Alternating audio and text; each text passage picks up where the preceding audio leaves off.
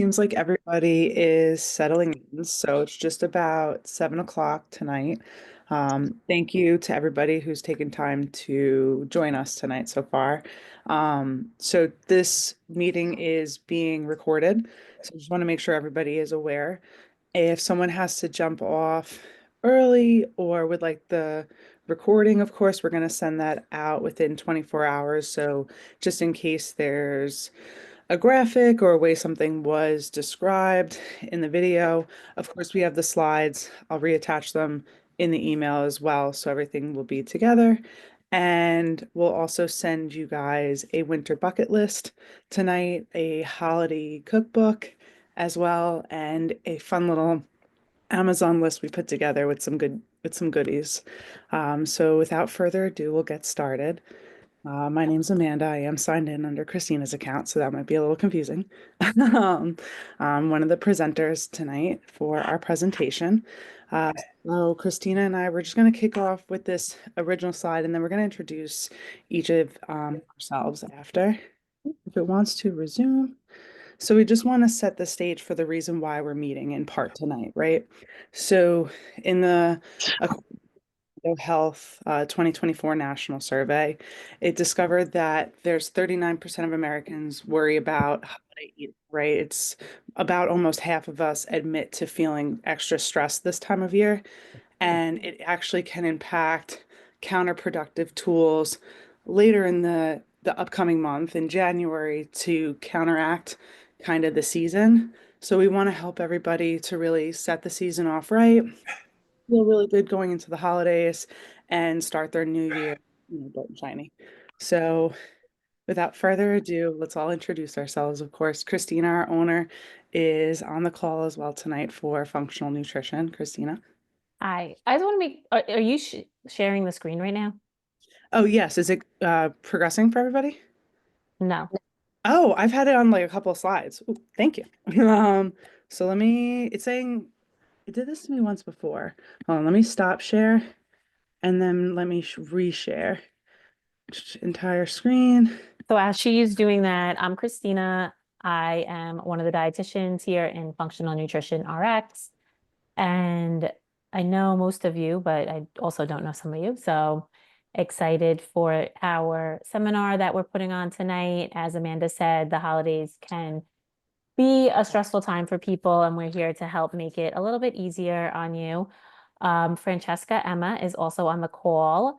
She is a licensed mental health counselor since 2009, and she specializes in anxiety, depression, and eating disorders. So she is going to give us some tips to start off the presentation. And then at the end, I also have her contact information if anyone wants to reach out to her for counseling needs.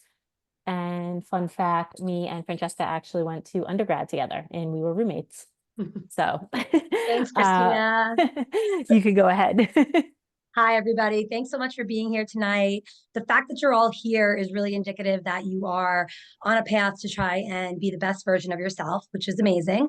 I think it's important to note that this is important. The things that we're talking about are important throughout the entire year tonight, focusing on the holidays because it is a very stressful time. So interestingly enough, as a therapist, I am the busiest come November into January, and it comes to a number of things, but holidays being one of the main factors. Like Christina said, I'm an outpatient therapist and I work primarily with eating disorders, anxiety, stress, and depression. So I'm going to ask everyone to kind of get settled tonight, put 2 feet on the ground, press your feet into the ground, put your hand on the lap, try to feel the ground. If you want to close your eyes, close your eyes. We're going to take a deep breath in.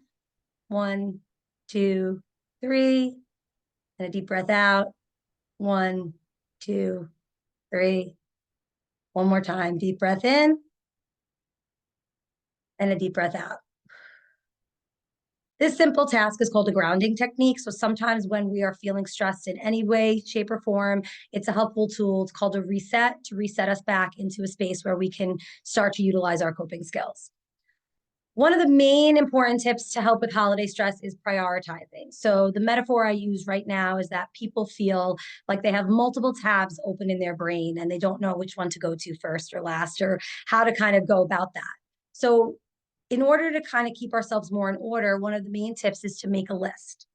And in that list, you're going to put everything you need to do, whether it be a weekly list or a monthly list or just a holiday list.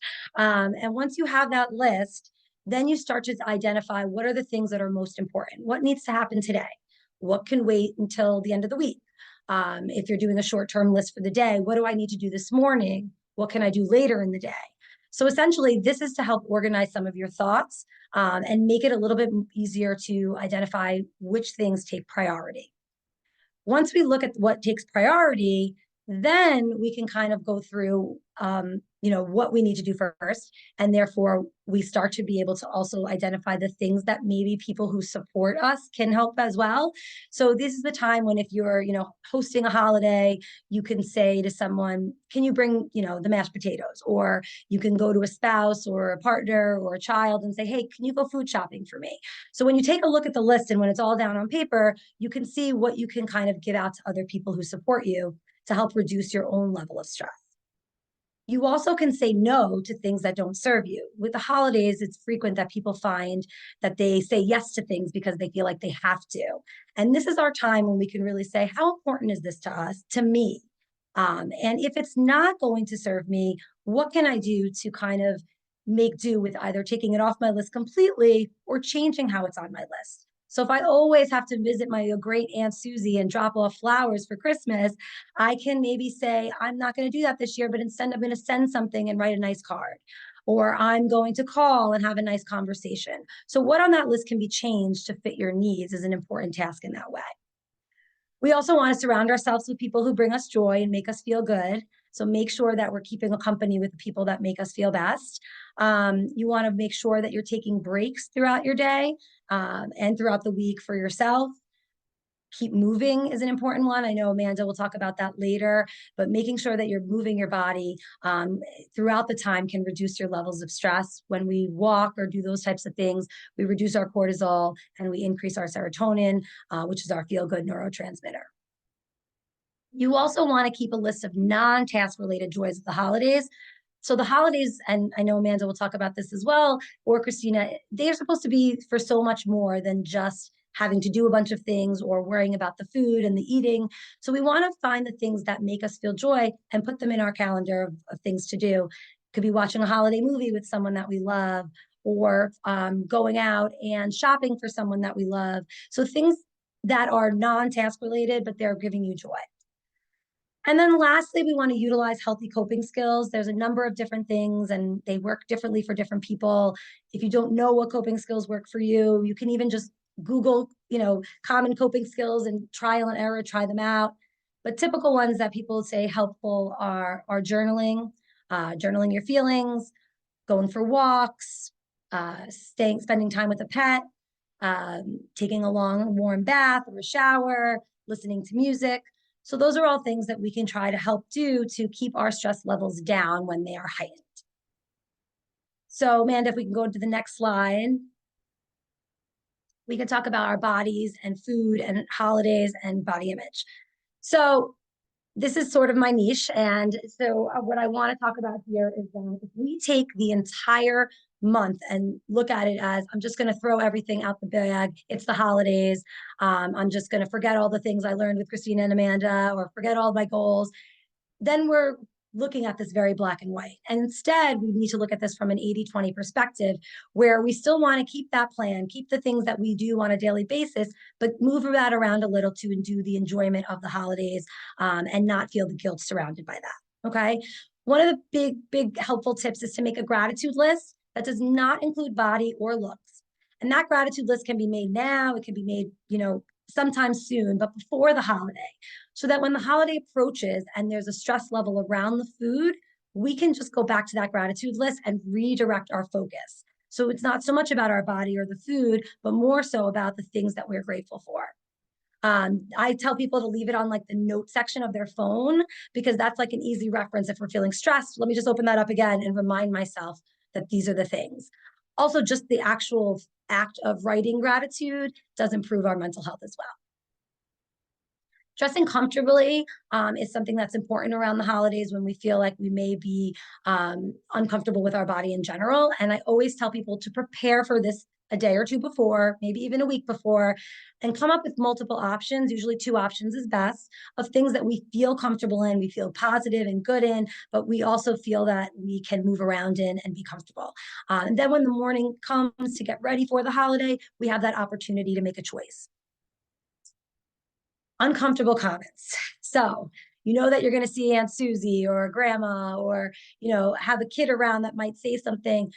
We want to prepare for those uncomfortable comments. So trying to come up with the things that people may say to you that may be stressful or anxiety provoking is a good way to then be able to come up with a response that you feel comfortable with, and also allow you to come up with that response more quickly in the moment.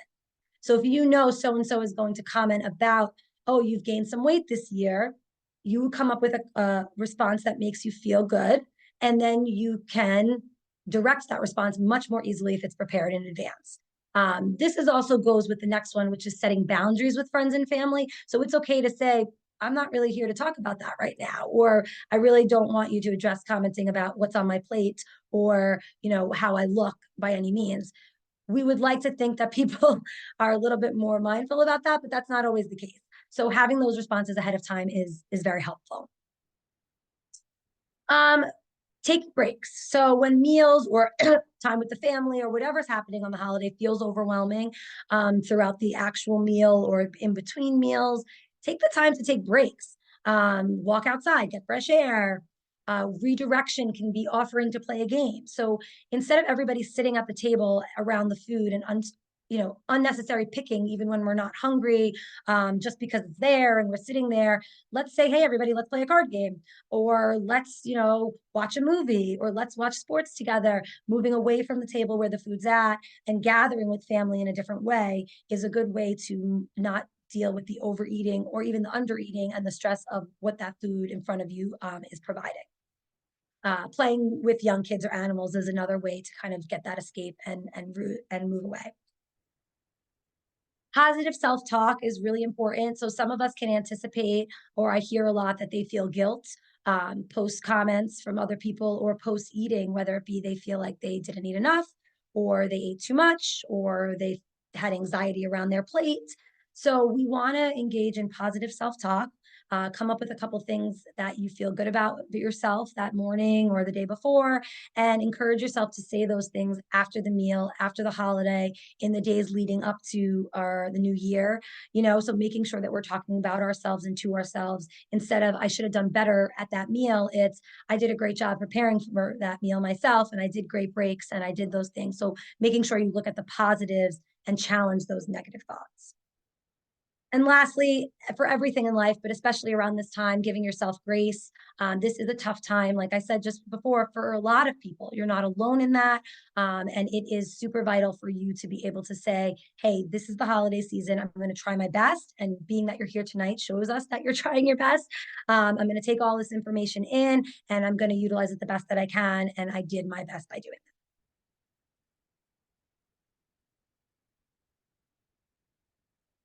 You're on mute still. Right. Fran, that was super helpful. Thank you so much. Oh, no And problem. Thanks so much for having me here, and happy holidays to everybody. happy Thank holidays. you. Thank you. So we're going to pick up just where Fran left off. I'm just resuming slide. So we wanted to set the reason for the season. Exactly. So the holidays are a time for us to gather. So it's about exactly what Fran was mentioning, right? Gratitude. So taking time to say, all right, I'm super grateful for the friends I have around me, or the family I have around me, the coworkers or colleagues, etc. So it's the reason for the season. This is why we gather, and to express gratitude towards each other and for what we have too. Also, with that expressing gratitude, we know it makes us feel more joyful, that it could set the tone for New Year's if this is something that you want to try to keep rolling into the next year. It is called cognitive restructuring, right? So it can actually form new positive neural pathways as well in the brain. It's time to dig a little deeper, right? So in a time of year that can be so superficial sometimes with, what we're buying or what we're getting, what deals, numbers, etc. It's nice to dig a little deeper and say, what really matters in all of this, right? We'll get ourselves so stressed, and then 3 months later, what actually really matters, or even a year later, 2 years later, etc. So now the question is, how are we gonna go on socializing, enjoying our loved ones, enjoying our time, and just trying to stay a little bit mindful, as little as mindful as we can possibly be.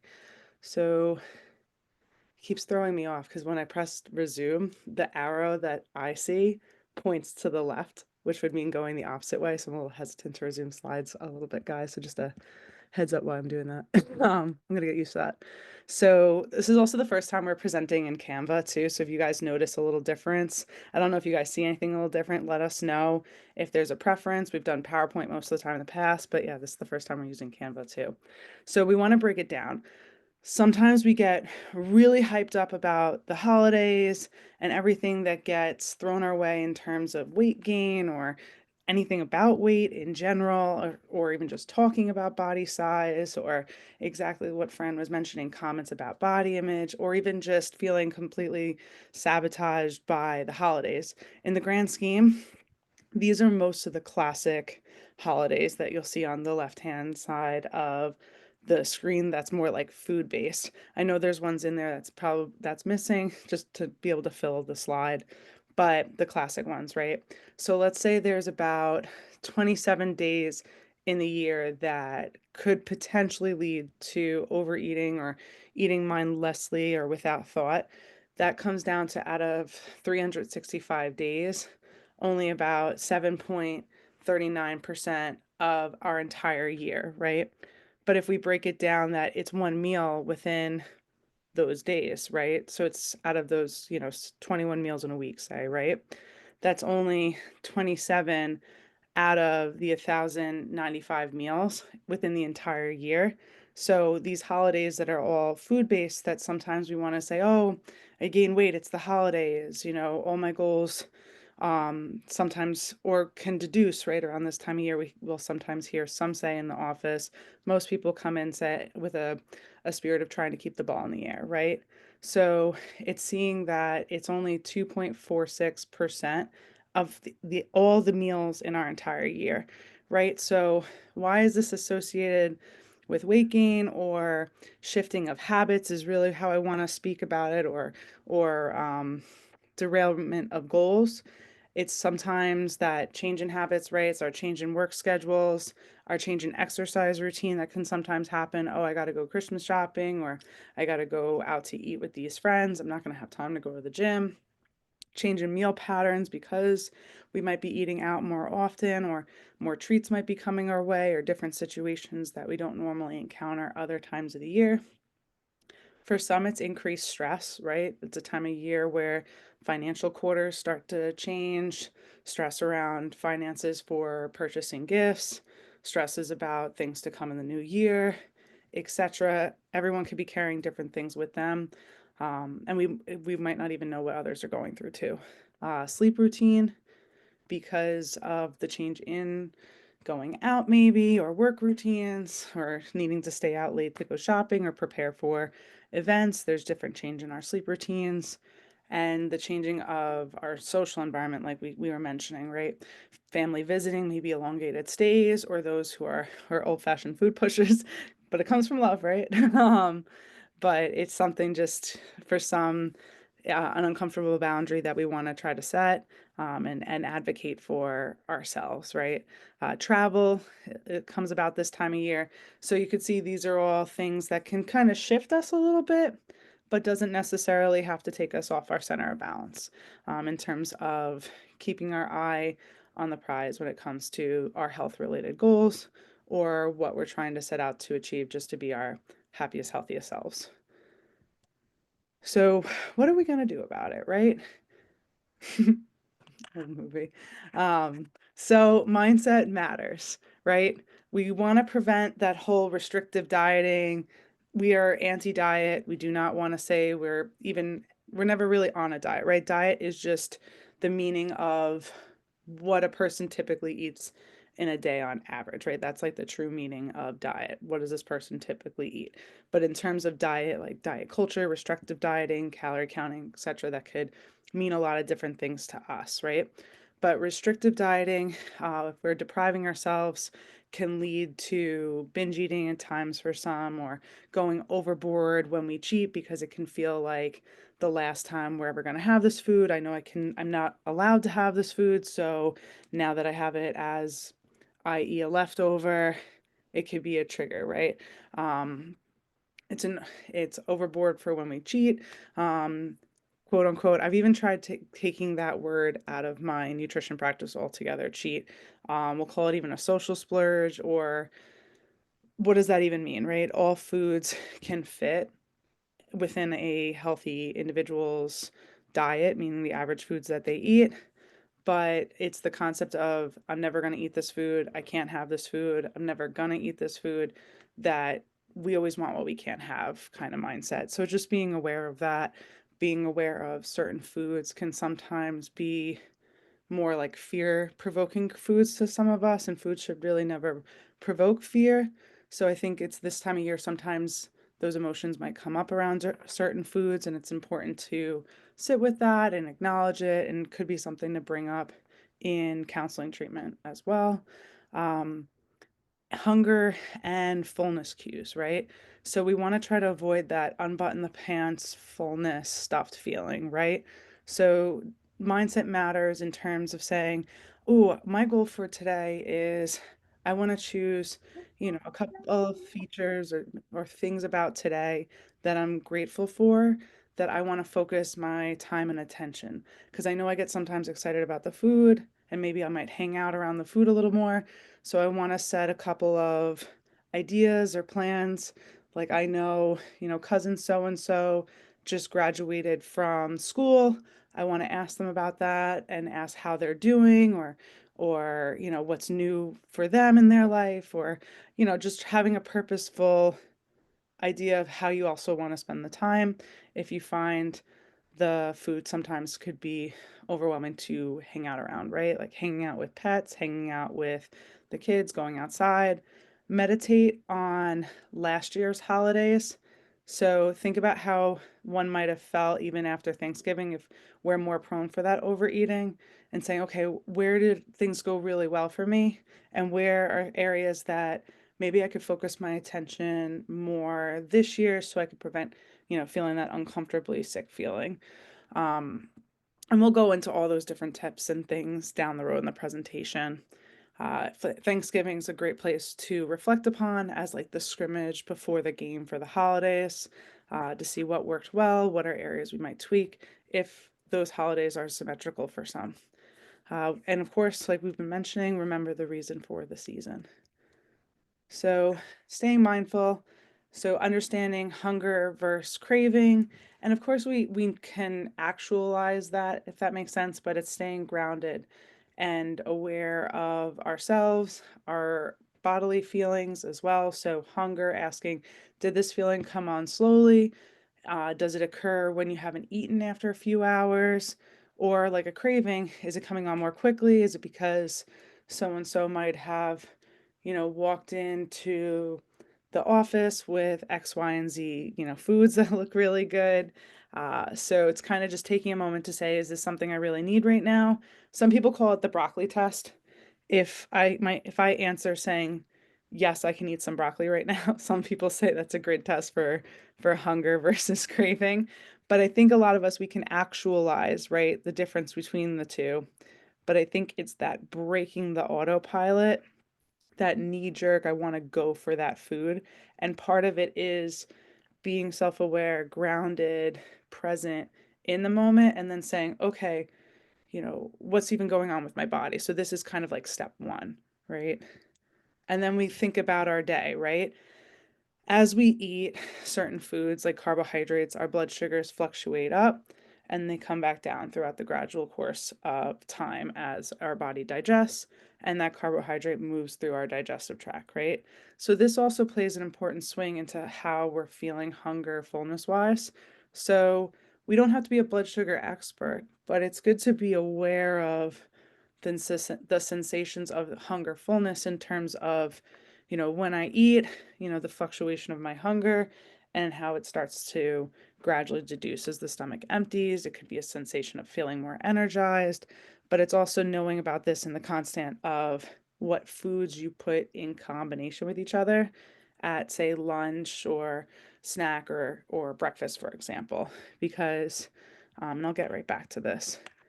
If you're choosing foods that are more, fibrous, like here on the left, versus carbohydrates that are more refined, like the foods over here on the right, then certain degrees of fiber is going to hold us over longer versus other foods, right?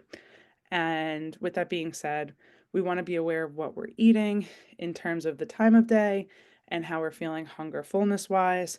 If I just ate carbohydrates at breakfast, like maybe a bagel or just some toast, I'm going to expect to be pretty hungry by, mid morning before lunch, right? But if I had, some eggs with some avocado and some berries and some sourdough toast, that might hold me over longer to lunch.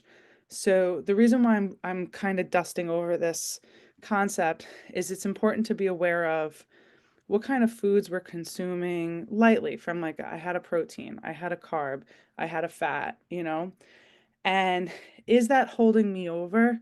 Because often when we might be more triggered for like that emotional social splurge, sometimes triggered eating, which we'll build to later, it can be fed by physiological needs, right? My body needs carbs. I haven't had carbs all day. So now, because my body is craving that glucose or sugar, and on top of it, I'm stressed and a little sleep deprived, it's like a recipe altogether for that splurge or that binge.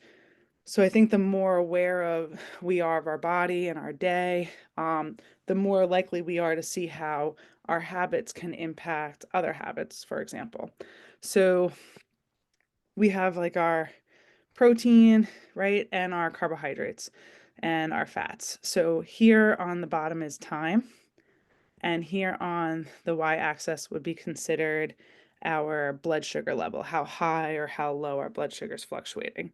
So if I have a carbohydrate that has no protein, no fiber, no healthy fat, like mainly from this end of this spectrum here, it's going to spike my sugars high for what's high for me and crash me down, because it's going to meet with the acid in my stomach, break down super, super fast, go into my small intestine where it'll get absorbed in my bloodstream and spike me high for what's high for me, crash me back down. When I'm crashed back down like that, I'm more likely to look for other carbs or other food because now I'm hungry, now I'm feeling an energy low, right? If I choose a carb, maybe on the other end of the spectrum, right? Like a fruit, a vegetable, a bean. Yes, fruits are carbs and vegetables are carbs too. And doesn't make them good or bad. There is no good or bad, but like a fruit, a vegetable, a bean, a whole grain, for example, those carbs have fiber. So fiber is going to have to sit a little longer in that acid in our stomach to break down fully. So it's going to take a little longer to get into the small intestine and then our bloodstream. So that's why here, when you see an apple compared to apple juice, just by adding that fiber in, we're seeing less of a spike. So our blood sugar isn't going as high, right? And it's carrying us over a greater duration of time. So for us, it's going to make us feel fuller longer potentially because it sits in our stomach longer and hold us over longer. So I'm less likely to get, munching on some snacks a little earlier than I really had planned for my day, say. And then the winning combination is if you take a carb that has fiber, like a fruit, vegetable, bean, or a whole grain. Whole grains could be like brown rice, quinoa, whole grain bread, and you pair that with healthy fat, like a nut or a seed butter, like peanut butter, or an avocado, or a protein. You pair that carb with, chicken, turkey, fish, edamame, tofu, etc. Because those foods, fat and protein, they're just bigger molecules. They're harder for the body to break down. When it goes into the stomach, that acid has to sit even longer to break it down. And then it goes into the small intestine where it's absorbed into the bloodstream. But because when that carb is mixed with the protein and or healthy fat, it has to take longer to digest. It's going to hold you over much, much longer and have much more time to break down and be utilized. So that's why it's good to loosely just be aware of, okay, I had some protein at breakfast and a carb, so that might hold me over a little longer versus if I just had, a piece of toast by itself, right? So being aware of hunger, fullness, how it's carrying us over is important, because we don't want to be a squirrel and save up our calories, right? It's super important. This is the slide I had gone over through, to eat, every 3 to 4 hours, right? If I go all day, say I eat lunch and I don't eat again till dinner at 6 o'clock, I'm going to be at like a 1. I'm going to be so hungry. I'm going to be famished. I'm going to be walking in the door and I'm going to be picking at things. Or the next time food is put in front of me, I might be more prone to eating quicker or bigger portions versus if I started eating at like a 3, that first onset of hunger versus 1, starving. But something to consider is if I'm starving myself and I'm waiting till I get to that 1, if I'm eating quicker or eating bigger portions because some people say, forget about it. It's been, so long since I've eaten. I'm in a calorie deficit, right? Let me just eat what I want. We're more likely to end at a 10, that like Thanksgiving stuffed. That's that sensation we're trying to avoid, right? And also, when we do get to that point, we've likely overconsumed the energy needs that we needed for that time in the day, or our calories, if weight alleviation is a goal that we're looking for. So you want to try to start eating at a 3, that first onset of hunger, so that we could be done eating by about like a 7, that like slightly full.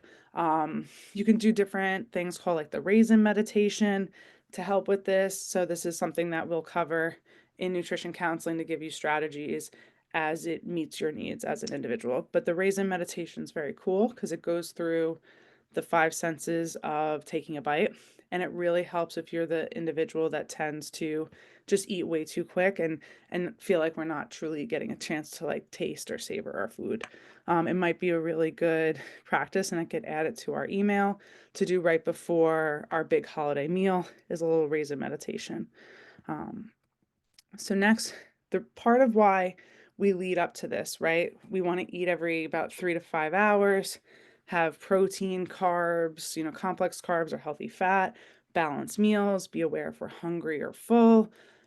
Because say the individual tries to save calories for the big meal, maybe they got limited sleep, they woke up at 8, had 3 egg whites, which is about like 50 calories, say, about 15 grams of protein.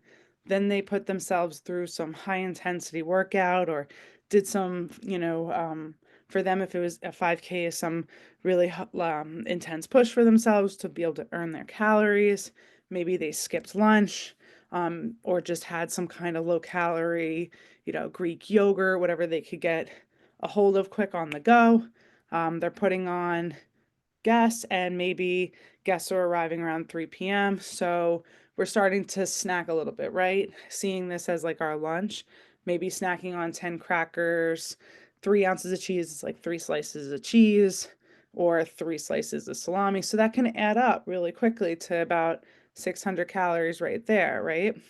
And then cup of antipasto, which is never a bad thing. Don't get me wrong. I love antipasto. But it's just showing that these foods have density, right? And they're not the devil, but we want to get to ways that we can navigate them in our day to still enjoy them, but not break the bank and feel uncomfortable either. So an ounce of chips. So just kind of example of grazing throughout appetizers, right?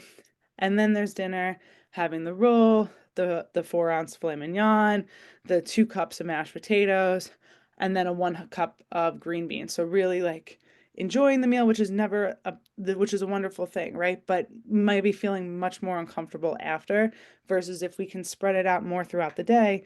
This individual is totaling about 2,650 calories. And it's just so important that it's about feeling our best, right? So if we're trying to not get an upset stomach, sleep really good, enjoy the day, wake up the next day and go out and still see family and do other events, this is a good way to lay out the day, especially if weight alleviation or body fat alleviation is our goal, right? So we're noticing 2,650 calories for this, the squirrel method, we'll call it. And then this method is, waking up having breakfast, having some egg whites, but still having a whole egg yolk, having some fat in there, having some healthy carbs in there, great with the fruit, adding a nice yogurt in there. So having a balanced meal, right? We got protein, carbs, healthy fat, great balanced breakfast, refreshing, doing a de-stressing workout, right? So doing a workout with, friends and family as a way to bring community together, right? Or going for a walk with family or walking the dog. So if you're having people over, they're a little less excitable. Something that's meaningful to you, playing football to get, people together, but it's coming at the exercise from an angle of de-stressing, feeling gratitude in our bodies. I don't have to, I get to do this. I'm very privileged to have 2 feet that can, run, and enjoying it from that angle, right? Not I have to just so that I could budget the calories for later, right? We want to avoid that mindset. So, of course, after having a balanced breakfast and a nice distressing workout, having lunch, so still a more fuller, balanced lunch with some Caesar salad, a little dressing, some chicken, so something a little more filling versus the last example of a yogurt, right? Then guests arrive around 3, still having some of our favorite foods, but just enjoying it in some more moderation, maybe going off and playing with the dogs, playing with the kids, having some deeper conversation with others, maybe in different areas, or etc. Getting away from, for me, if I'm in front of the, what's it called? If I'm in front of the island, I'm done. I can't be sitting near it. I got to be like at least an arm's length away, right? Um, and then the dinner table, of course, still having what we'd enjoy, even if we want to have the roll, there's nothing wrong with that. Still having the filet mignon, still having the potatoes, but swapping those portions of the potatoes and just increasing the veggies just that little bit more. Still having all of our favorite foods, but knocking the budget down about 700 calories or so. So it's just important to note there's little modifications in our day that we can make to still enjoy a lot of our favorite things, but then just to consider, okay, can I increase my veggie portions? Can I have the starch on my plate, but just keep it about a cup? Still have my favorite protein, be diligent about the apps, and we'll go more into that.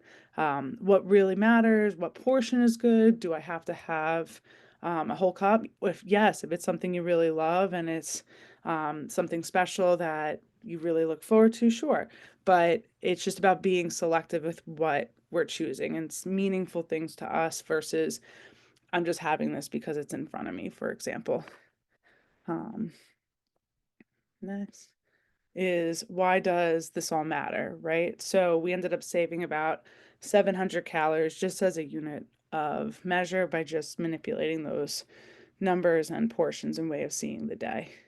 So staying nourished helps us to stay more mindful of our portions. So it's that hunger fullness scale. If we're staying more nourished and preventing ourselves from getting to a 0 or a 1, we're going to feel better and make better decisions because we're going to be less controlled by our hunger and to try to eat at like a first onset of hunger versus starving.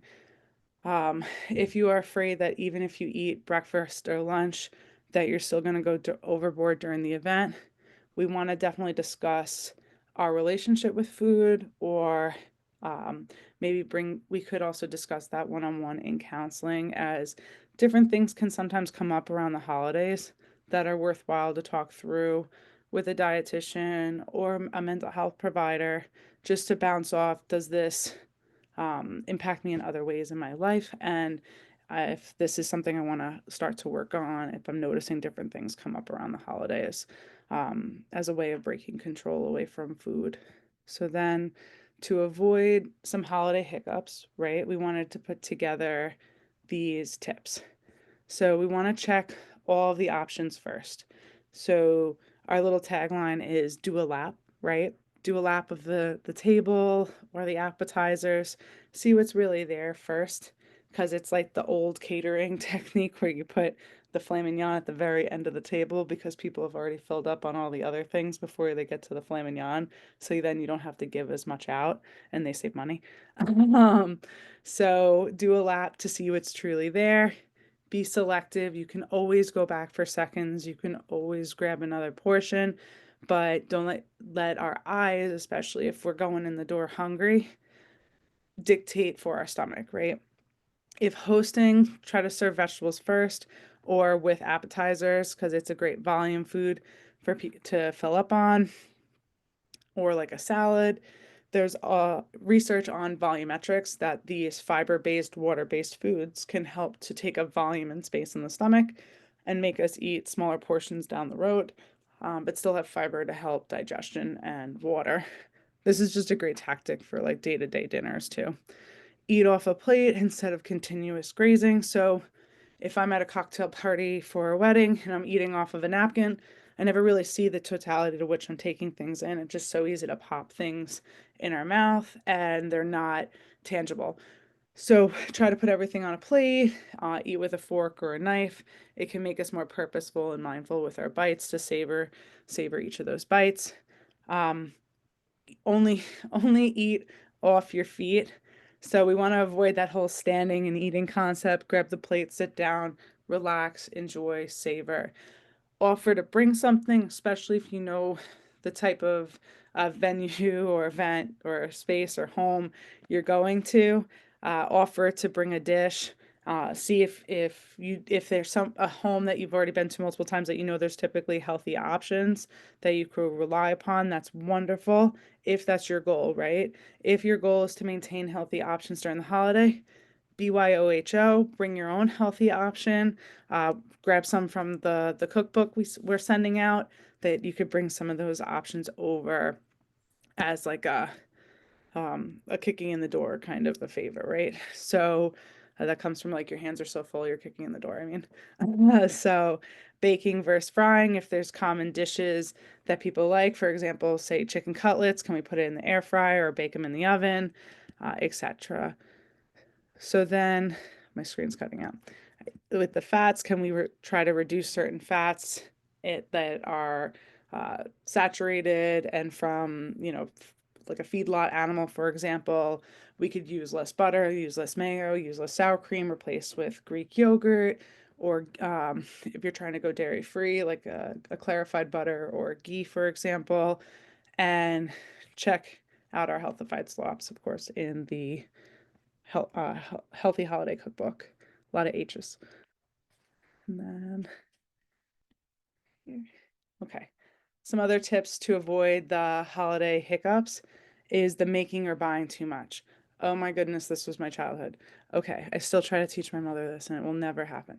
But got to look at how many people are coming to the event and try to portion the recipes or what we're bringing or what plates are being served in coordination with about how many people are coming. Of course, leftovers are great and we always want to make sure we have too much versus too little, but we want to just be considerate of the leftovers and the aftermath, right? So maybe have a plan for leftovers, so maybe some extra Tupperware so that guests can leave full of hand. If you're coming to a home, of course, don't feel pressured to take the appetizers if it's something that doesn't serve, and we'll get more to that.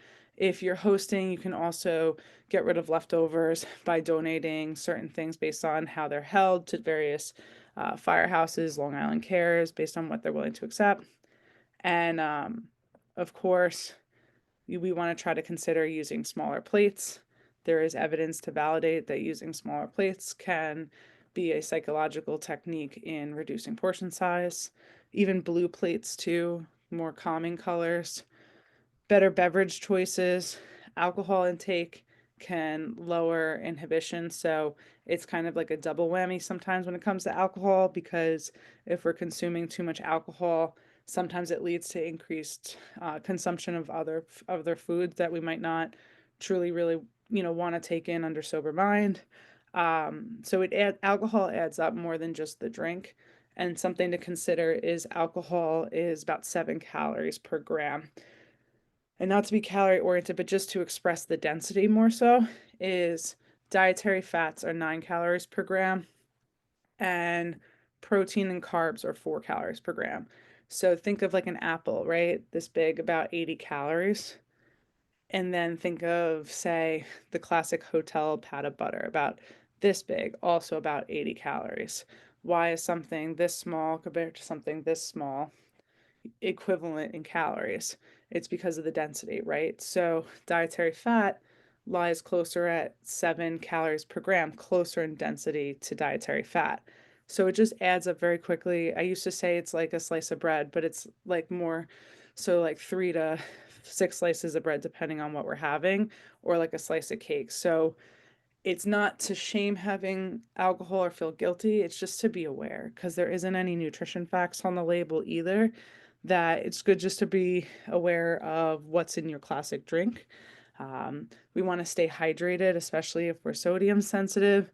A good way to break up alcohol if you're not odd wording, but if you're someone who's trying to break up the pace to which they consume alcohol, maybe having a glass of water or seltzer or some mineral water in between, or even a mocktail, just to reduce alcohol consumption and help with hydration, depending on what's in the mocktail. If it's super sugary, that won't really help hydration too much. Or we can also set a number for some individuals, setting, I don't want to go I don't want to have more than X amount of beverages tonight. This will be my goal, for some individuals, depending on your relationship with alcohol. Know your environment and take it slow and savor the flavor and the company, right? Most important is to savor the company. We want to prepare for food pushers and food pressers. For many, I feel that many, they think they're intending love and they're not understanding for some what stress it can put on others. But it's perfectly fine to set a boundary and say, I'd love to eat more, but I couldn't possibly have another bite without feeling comfortably full. um, our in say cheesecake, it looks delicious, but I'm really too full to eat anything else. I'd love to take some home as leftovers or ask for the recipe, or say, you wouldn't feel good if you had any more food, but just thank you. You don't have to even offer to take a recipe or even leftovers home. You don't even have to explain yourself really, but if you want some good outs, these are just some outs just in case, just to plan a little script. And then if you're on the road, because this is a time of year many of us plan to travel, of course, you guys have these slides, so you'll see these little recommendations, but it's just important when you're on the road, especially if you're going to be traveling more than 3-4 hours, consider a meal, consider like a tuna sandwich, something simple, right? Or a turkey sandwich, some bags of veggies with some hummus, some trail mix, just to bring some stuff on the road, because one, it'll save you some dollars at the rest stop and also give you some healthier options too. So holiday drinks, right? So these were some just fun ones that I was seeing online, like the butterfly pea tea. That's something that I have it in my drawer. It's been a while, but it's when you pour it, it'll change color when you introduce the lemon as the acid. So sometimes some people like to use that to make fun family mocktails. So the butterfly peach tea has become something that's, popular. So some people just serve that tea as like a little holiday flair. A mix of matcha tea with milk, often paired with iced coffee for a refreshing twist, is the iced matcha cortado. And I have some other things too for us. Nitro cold brew is another healthy option for us to go towards this time of year, because we're starting to look for more of those like frothy, foamy things. And then, of course, the peppermint mocha and the caramel brulee lattes are some of the other top like favorites this season, right? So we want to consider with like the holiday drinks this time of year. Oh, my little thing didn't go through. I'll send it to everybody. I had a fun little comparison of better drink options at Starbucks for this time of year, but I'm just going to jump ahead, and I'll go back. But how to make the coffee options healthier if you're seeing these new, flares, especially at Starbucks or Dunkin'. We want to reduce added sugars, right? So we want to minimize different syrups, right? Sometimes even the sugar-free ones. For some, if you have different GI issues, be mindful of how that syrup might be sitting with you. If you're noticing some unexplained GI pain when starting like a new syrup or something, it just happens all the time, so it's worth to mention. Then we want to swap refined sugars. So if you're someone that might have 1 or 2 regular sugars added, could we maybe try for raw honey, because at least it'll offer some benefits for the endothelial lining of the GI tract, or for fighting against different allergens if it's raw and natural, raw and local, I should say. stevia or monk fruit, which are better artificial sweeteners, but they're still artificial sweeteners, but they are better options because they are less refined. We want to experiment with natural sweetness, maybe from like a vanilla extract instead of a vanilla syrup, or unsweetened cocoa instead of like a chocolate syrup, for example, or a chocolate powder. We can consider beneficial herbs and spices. So you can do all of this actually on the Starbucks or the Dunkin' app when you go to customize different coffees. So I don't do this enough, but I know that when I was walking it through, you press like customize at the bottom and it'll show you each individual section on the app for you to edit it if you're going to do like say a mobile order and you want to see also what's in your drink and just to make it a little tweak here and there or just to learn what's in the drink, for example, that information's all available. Or just to get ideas of maybe something you want to make at home. You can add different beneficial herbs to cut back on sugars, though. So if you're seeing when you look in the app a lot of added syrups or packets of sugar, you can swap that for cinnamon, especially if you're someone that's trying to control blood sugars. Ceylon cinnamon in particular has been shown to be helpful in reducing blood sugars. You could add cardamom, which is has anti-inflammatory benefits. You can also incorporate turmeric as an antioxidant in the coffee as well. With turmeric, though, if you're having it in your coffee, you'd want to have like a little fat, like a hint of coconut cream or fat from breakfast, just because turmeric needs fat and black pepper, so black pepper in the meal to help it absorb. Some turmeric seasonings actually have the black pepper already with it. You also could just use it to season other meals and things too. Opt for healthier additions, so replacing heavy cream with an unsweetened almond, oat, cashew, or coconut, as it can help to just reduce some of the saturated fats depending, or the types of saturated fats depending if you're comparing to coconut. Add a splash of collagen peptides or like a protein powder to up the protein in the coffee, right? The Further Foods brand is great and can mix in really nice. You want to, or you could do Vital Proteins as well too. That's another more available, but Further Foods has become more available on Amazon, and it's a grass-fed bovine collagen, and I find it emulsifies really nice into the coffee. Where the Vital is great too, but it can like sit a little bit more at the bottom depending if you're like particular about the consistency. I find you'll also know more what you actually took in, because if it's sitting at the bottom, I don't know how much I took in too. If you're calculating your protein needs, you want to focus on coffee quality, right? So choosing organic or single origin coffee can reduce pesticide exposure if that's something that you're looking out for. You can opt for light or medium roast, which can preserve more antioxidants, so it's roasting less in the heat. Depending, this might not be a good thing, but there's more caffeine in lighter roasts of coffee or medium roast, because the longer the coffee roasts for, the more the caffeine is roasting out. So dark coffee actually has less caffeine. So it's just, and less antioxidants, but it's just something to note. Reduce mold content in coffee. So now I'm going down the wormhole a little bit, but you could buy coffee that's certified as mold free or tested for mycotoxins or different molds, essentially. Store beans in a airtight container, a glass container. And if you can avoid the pre-ground coffee and grind your own, it can significantly reduce mold exposure if you want to use filtered water. So that's just going down the coffee wormhole, but most importantly is just keeping the sugar low during the holidays.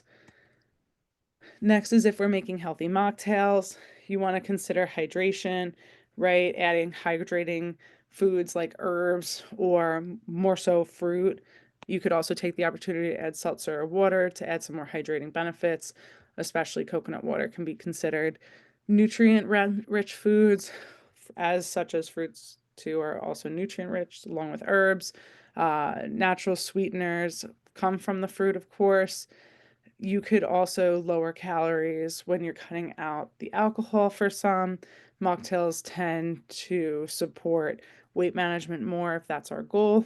We want to be safe for everybody too. So if you have individuals who are coming to your home who might be trying to avoid alcohol. Maybe it's from a health standpoint, or we have young individuals, just to have something that's, completely available to everybody, that if someone wants to add something else in, that's great. But to make it a mocktail, just so it's inclusive of everybody, could be a nice thing to consider. The other things for building healthy mocktails are, utilizing fresh ingredients, especially if it's made from home. You can opt for vegetables. I would more so add herbs like mint into mine, for examples. I have some on the next slide for us too. Natural sweeteners. I've also used elderberry syrups too, or different like fresh pressed strawberry syrups you can make at home too, that you can add with like the Seedlip brand, or Zero Proof is another brand if you're someone who wants to taste as if there's still something in the beverage, if that's something that you're considering. And then we want to play around with different aromas. So you can go more savory with like rosemary or thyme. It doesn't have to be more on the sweet side like cinnamon, for example. Some healthy mocktail recipes, one could be a hot turmeric toddy. So this, of course, is in the slide sent to your email and will be sent with tonight's as well. Aloe no jito. So it's half a lime juice, 3 fresh mint leaves, 1/8 teaspoon of aloe vera concentrate, or you could do aloe vera juice, 5 drops of monk fruit liquid, or you could do 2 or 3 leaves, and then 8 ounces of sparkling water, as for an example. As a good summary, we want to think of it as 3, 2, 1 movements throughout the day. So if we can focus on seeing the healthy holidays as a dimmer versus a light switch for some of us, when the pressure, the stress increases, or our time becomes less available, and we want to just focus on 3 things, it would be to focus on the 3, 2, 1 mindset. So that would mean, of course, 3 proteins throughout the day, 2 movements. Oh, sorry. Why is this? Let's move this up. Sorry. My screen is being a little quirky on my end. Hold on. Let me escape. And then I'm just going to reshare it.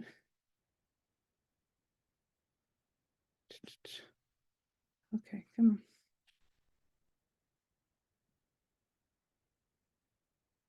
Okay. Present. Okay. So that's back up. And then Zoom is here. Share. Okay. Can you guys see my slides again?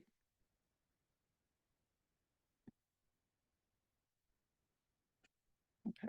And then so it's 3 proteins throughout the day, 2 movements, and then lastly, 1 moment for, I would call it self-care or restfulness or relaxation, right? So it could be a moment for meditation, writing down what we're grateful for example, or even just helping to chip away at a gentle goals list to just start thinking about the year to come. So remember your why. No one is truly going to hold us accountable except for ourselves during this time of year, right? For what our wellness related goals are in regard to our nutrition, our exercise, our mental well being, we have to do it for ourselves, right? We want to reflect on our reasoning behind wanting to prioritize our health and nutrition, right? What's our goals? We want to focus in on this, may tie back to what makes us most excited about the holidays. I can't wait to see Aunt Susie. I can't wait to bake, cookies with my mom. I just love the act of doing this with my mom, for example. It's less about, say, the cookies, but hey, that's a great perk. Remember, the holidays only come once a year. We don't want to let our goals control our holidays, but we don't want to let everything go out the window, right? So dimmer versus a light switch, meaning that we're not on or off a quote unquote diet, but maybe the dimmer gets patted down a little bit or patted up a little bit at certain times of the year or moments in our life, but it's not a foregone if, you know, we have one day or one meal or one moment that we feel off kilter. We just have to reground ourselves, reset our intentions, and focus on the next choice or the next opportunity to give ourselves what we're looking for, what we're seeking, and start to chip away towards our goals. We want to keep tabs on ourselves. So yeah, there's a scale for some. If the scale is not for you, that's fine. It does not have to be how our clothes are fitting. It could be how our breathing is, right? If that's our goals, it could be our steps. It could be how our GI tract is feeling, how our skin is, how focused we are, etc. Different measures of success, whatever that is for us. And of course, we want to support you guys. So never hesitate to reach out if you have, you know, any questions, or even if you're contemplating, especially during the holiday season, hey, I noticed some different, you know, fear foods starting to come up for me, or, you know, situations bothering me a little more than I feel like I should have let them, or I'm having trouble letting go of, or whatever that is for us. We're here for you guys, even if you want to just, you know, talk that through. Especially working with a mental health provider is absolutely important, because deeper things are going to might come up for us, especially around the holidays. And of course, it's important to check in, just as you would go to the doctor for anything else, right? So we want to thank you all for your time, for sitting in on our presentation. I'm going to upload it to YouTube tonight and get it converting. And as soon as I get the configuration from YouTube and the link, I'm going to send that out to everybody with those cheat sheets. But does anyone have any questions for us before we part?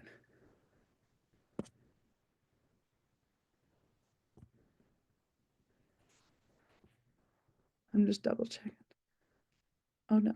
All right. Well, I just want to say thank you guys for everything, and have a really, really good night. And if I don't see you guys, happy holidays and happy new year. We will be announcing a new challenge or guided program come January. Thank you. Oh, thank you, Sandy. Thank you. Thank you guys. I'm reading the chat. It's so sweet. Thank you. Aw. Have a good night, everyone. You too.